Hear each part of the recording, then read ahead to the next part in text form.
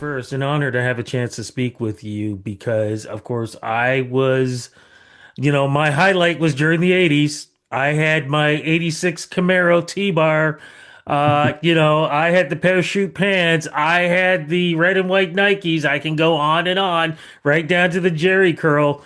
So when I was listening to you guys, it was during my college days. So it's a big um, memory twist. When I hear your music, I know exactly what I'm thinking about, what I was doing, and everything else too, man. I gotta say, before we talk about this album, thank you so much for the great music back in the day. Oh, well, thank you for that. It's always very rewarding to hear back from people. I mean, you would think maybe if we were cynical about it, we'd be jaded or whatever, but no, it's always welcome because you know probably how screwed up the record business is. And often the real rewards come from listeners like you, so it's always welcome and deeply gratifying. So thank you. No, thank you, man. I gotta ask this again before we go into the new music. Lately, I have been able to speak with a lot of artists from back in the day. And see, I can say back in the day. I hate when people are like, only 10 years ago they're going back in the day. No, I'm allowed to say back in the day.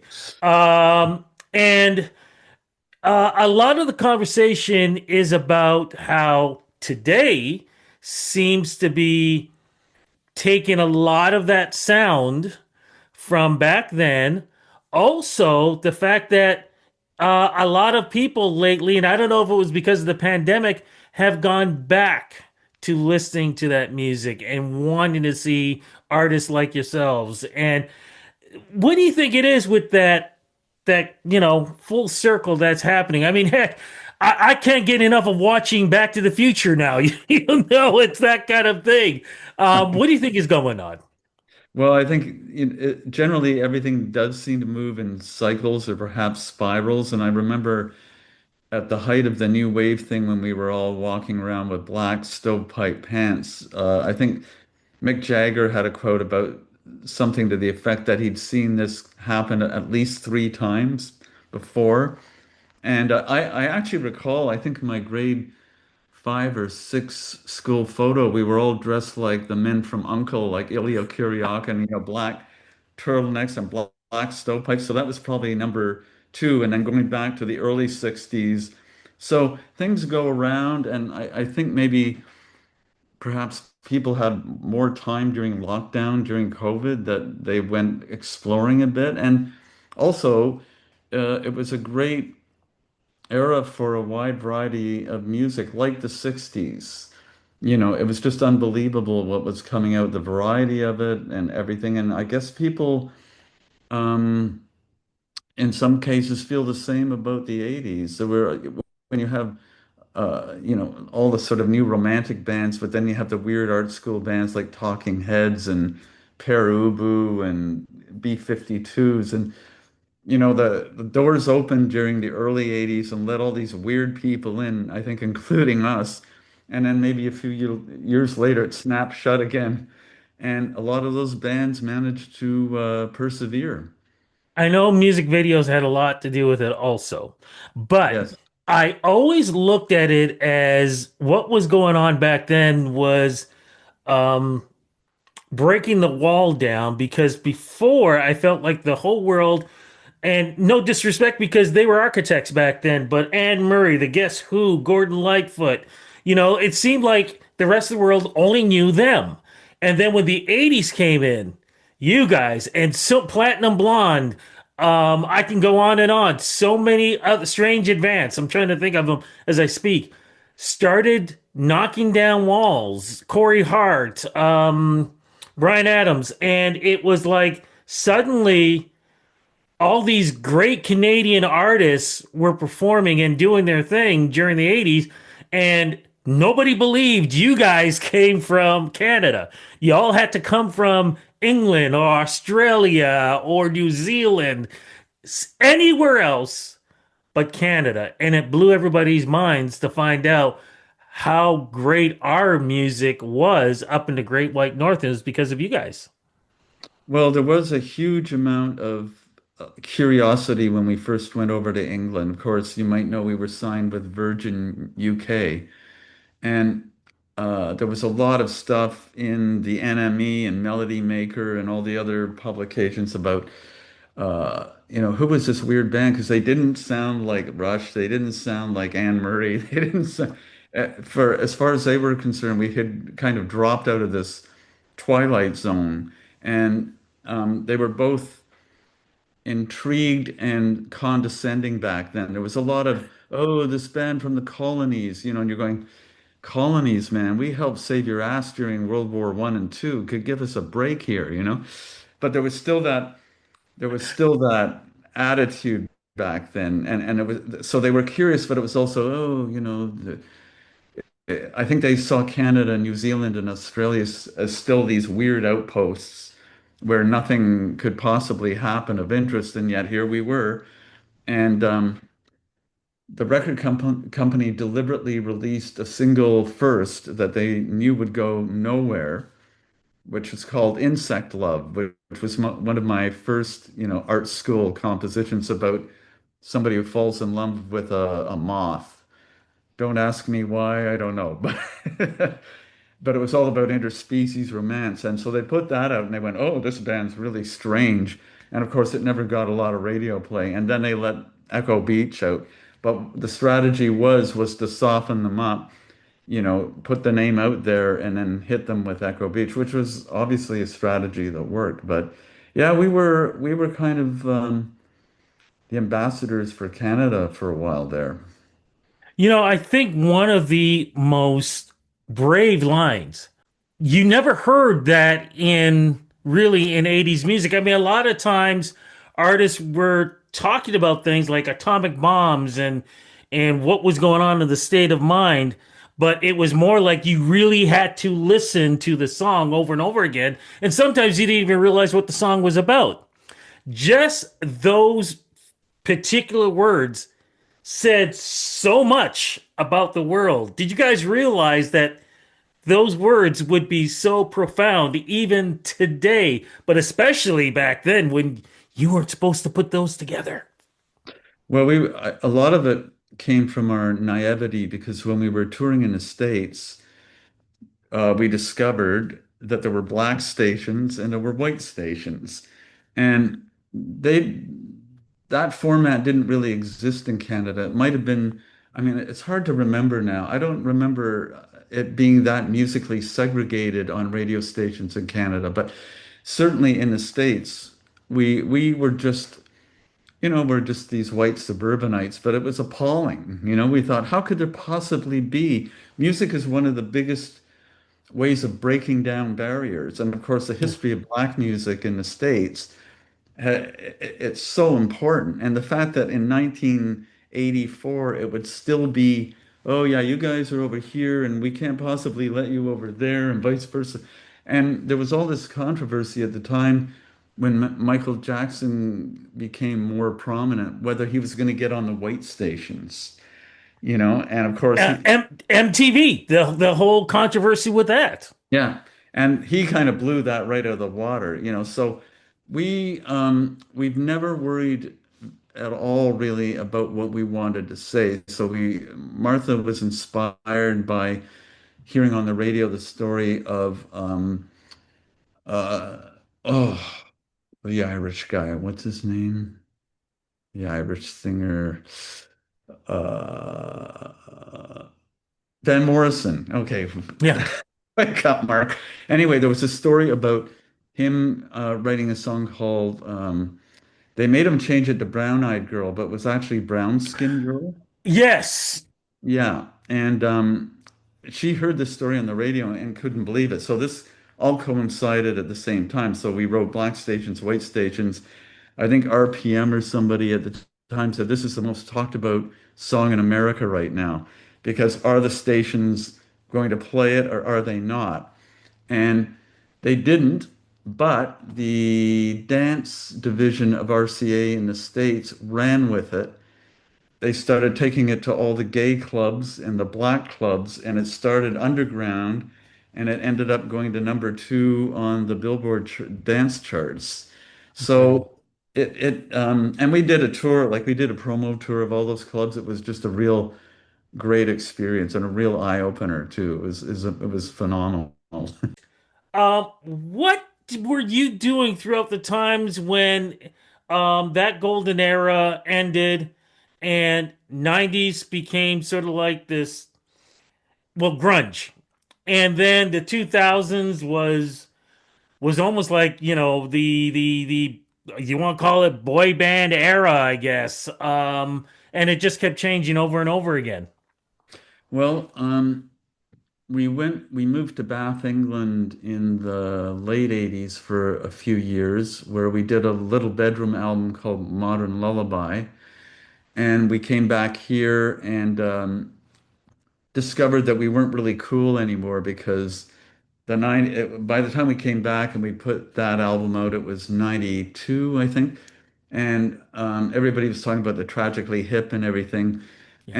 And it was kind of before the internet really took off. So we were kind of in this dead zone where our careers weren't really prominent anymore. We had a daughter, so we were mainly concerned with our domestic life. And we did film and television work during then, but we had a hard time getting any traction at all. And so what saved us was that when the internet started becoming accessible to everybody, it meant that we had direct contact with fans all of a sudden, which was it had not really been the case before that. There was always the record company, and there were, you didn't have the ease with which you could communicate with listeners directly. And we started getting all these emails from, first of all, because the internet was new, we were getting them from like scientists and, mathematicians, but like nerdy people that were on all over the internet and went, yeah, I'm a big fan. And it was a guy in Virginia that had some sort of connection with the CIA or something, and it was bizarre, right?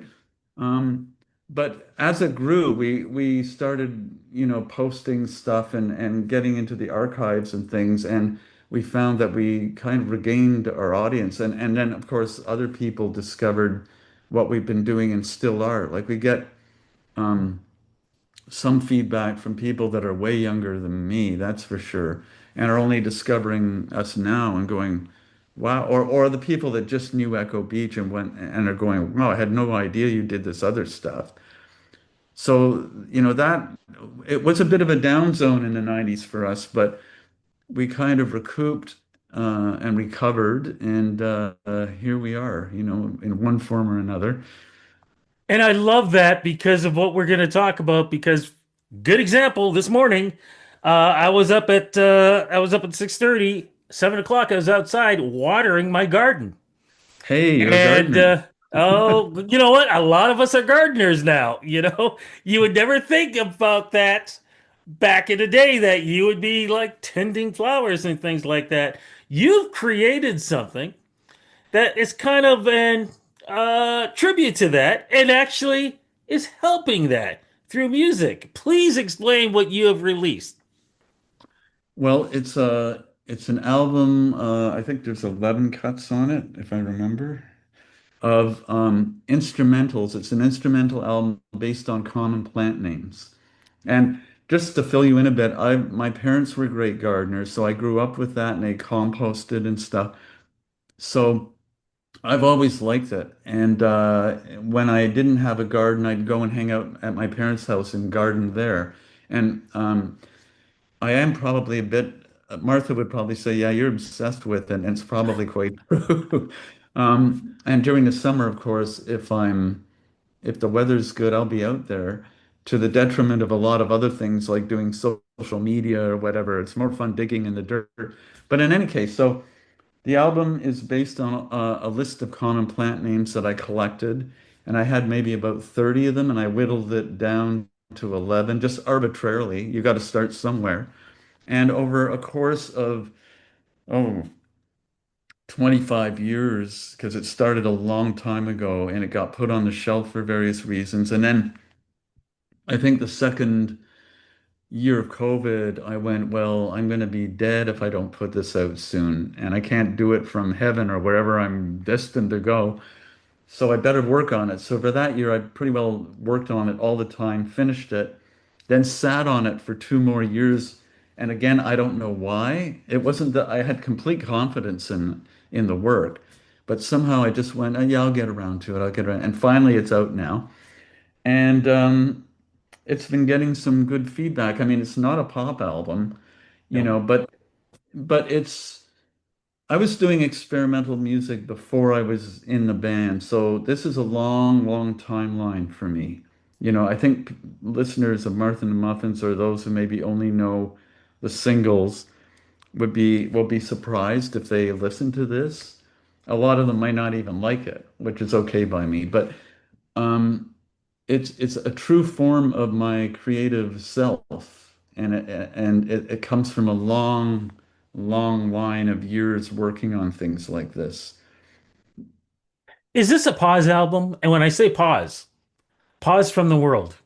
Is this a pause album where, especially today, these days, so much craziness is going on. And back in the day, we didn't have, like you said, social media. We didn't have TikTok and seeing people's thoughts and, being actually literally seeing it and hearing it. Yeah, Yeah. So right active. can we call this a pause album? Meaning, of course, when we get a chance to sit back and listen to this, whatever feelings we have, at Um, least we can say it's a pause from the world and we can just embrace ourselves into the music. well, that nobody's used that term before. I think that's really interesting, and I'm going to make a note of that. A pause album. Rudy said it's a pause album. And thinking about that, my aim was to ask people, and I know it's a big ask, to lie down in the dark, maybe with headphones for 40 minutes and be with me in this world. And when you first said pause, I thought, well, it's not ambient. Like a lot of it is quite frightening, but but in a sense, I think you're right. Because you're getting out of all this stuff that's flying at us all the time. And a lot of it is really negative and upsetting. But for those people that are willing to do that, I think it's a great way of coming out of the present chaos and going into this weird little world that I've created for you. And all the pieces on this album are quite different. So, but it's still like a trip. It's still like a Yeah. trip. I planned very carefully. I spent a lot of time sequencing it.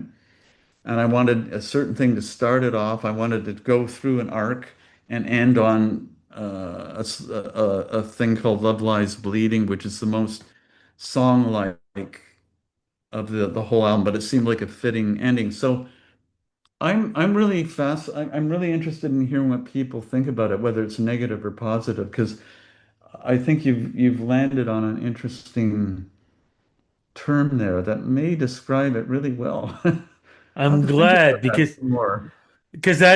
that was my experience. The other thing I also thought about too was this takes us back to again back from 60s, 70s and a bit of 80s where when you bought an album, and I'm going to say album vinyl, you didn't know what it was, you took it home, you put it on your record player, you sat back on your bed or sat on the floor, and you listened to the whole thing from beginning to end.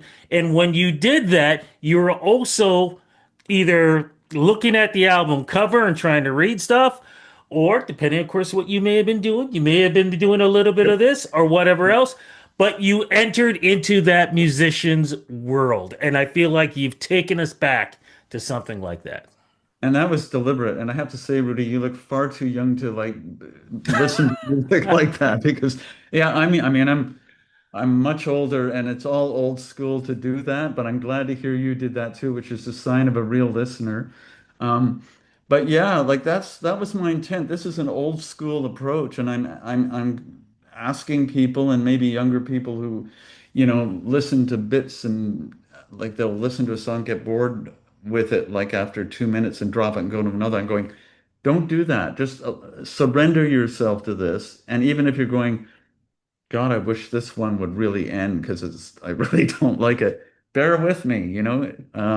And yeah, it is old school. It's a big ask. It's asking people to listen and focus listening, focus listening. We're Well, all, I was just going to say, our short-term attention spans are getting shorter. So it's a challenge for some people. just to let you know, I just turned 61. So I am part of that old school era. So I understand exactly what that was all about. Is there a chance that you might artistically tour this? Whether with visuals of whatever. I think it would be cool. Like I wish the in Toronto the planetarium was still around because this would have Oh, been yeah. cool to Would that have be that. great? Yeah. Yeah, that building was, I mean, still there, but it was so great going to that. Yeah. And what a great suggestion.